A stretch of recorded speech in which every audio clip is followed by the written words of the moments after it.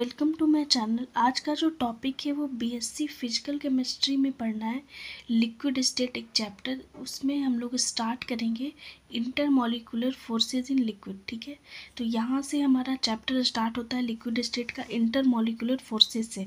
तो liquid state chapter में जितना भी टॉपिक पढ़ना है वो 1 बाय 1 हम लोग कवर करेंगे नेक्स्ट वीडियो में। ठीक है, तो आज जो टॉपिक है वो बहुत ही छोटा टॉपिक है और स्टार्टिंग लिक्विड स्टेट चैप्टर का यहीं से है, इंटरमॉलिक्यूलर फोर्सेस।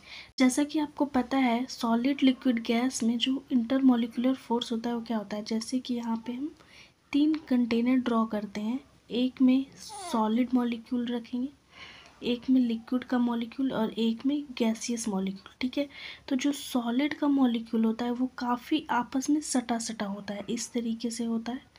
ठीक है, यहाँ पे इस तरीके से ड्रॉ कर सकते हैं। लिक्विड के जो मॉलिक्यूल्स होते हैं वो थोड़े से गैप पे होते हैं, इस तरीके से हम ड्रॉ कर सकते हैं लिक्विड के मॉलिक्यूल। ठीक है, और गैसियस मॉलिक्यूल्स काफ़ी दो। जो इंटरमॉलिक्यूलर फोर्स है लिक्विड में, ये हम लोग का आज टॉपिक है। तो किस तरीके का फोर्स एग्जिस्ट होता है लिक्विड में वो आज हम लोग स्टडी करेंगे।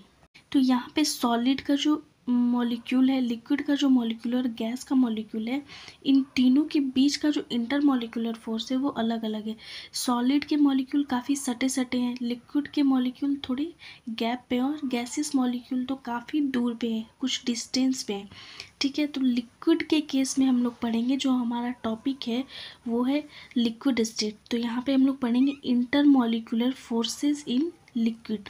लिक्विड के मॉलिक्यूल के बीच में जो फोर्स लगता है आपस में, जैसे ये मॉलिक्यूल और इस मॉलिक्यूल के बीच में जो फोर्स है, इस मॉलिक्यूल और इस मॉलिक्यूल के बीच में जो फोर्स है, इसे ही हम लोग इंटरमॉलिक्यूलर फोर्स कहेंगे। ठीक है, तो यहाँ पे हम लोग सबसे पहला जो फोर्स है डाइपोल, डाइपोल यहाँ पे ई छूट गया है।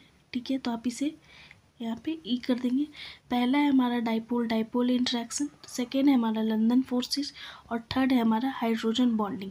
तो 1 बाय 1 हम लोग डिस्कशन करेंगे। आज का जो टॉपिक है वो बस डाइपोल डाइपोल इंटरेक्शन है। तो चलिए स्टार्ट करते हैं। डाइपोल डाइपोल इंटरेक्शन क्या होता है। डाइपोल डाइपोल इंटरेक्शन, ये जो इंटरेक्शन है वो पोलर मॉलिक्यूल में होता है। पोलर मॉलिक्यूल क्या होता है, वैसा मॉलिक्यूल जिसमें दो पोल के रूप में पॉजिटिव और निगेटिव हो। ठीक है, तो जैसे कि यहाँ पे एग्जांपल में अगर हम लोग HCl लें, ठीक है, तो यहाँ पे क्लोरीन में माइनस चार्ज होगा, हाइड्रोजन पर प्लस चार्ज हो जाएगा। तो ये जो हमारा मॉलिक्यूल है वो है पोलर मॉलिक्यूल। तो जो डाइपोल डाइपोल इंटरेक्शन होता है वो HCl के केस में होता है, यानी कि पोलर मॉलिक्यूल के केस में होता है। तो सबसे पहले हम लोग समझेंगे कि डाइपोल क्या होता है। तो यहाँ पे हमने डाइपोल का डेफिनेशन लिखा है, a dipole is a polar molecule in which a partial positive and partial negative charge. A partial positive and partial negative charges are separated by a definite distance and it has a permanent dipole moment. ठीक है, तो dipole क्या होता है, एक तरफ हमारा partial positive charge हो और एक तरफ हमारा पार्शियल नेगेटिव चार्ज हो और दोनों के बीच का जो डिस्टेंस हो वो डिफिनिट हो और परमानेंट डाइपोल मोमेंट शो करे। एग्जाम्पल में HCl है, तो ये हमारा पोलर मॉलिक्यूल है। ठीक है, तो डाइपोल पोलर मॉलिक्यूल में होता है।